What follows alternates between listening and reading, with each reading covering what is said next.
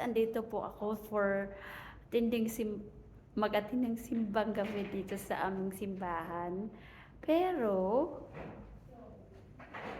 naaga ako kasi akala ko maano.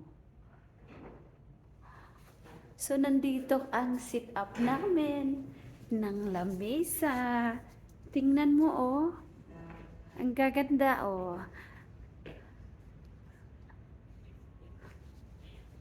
That's one of it.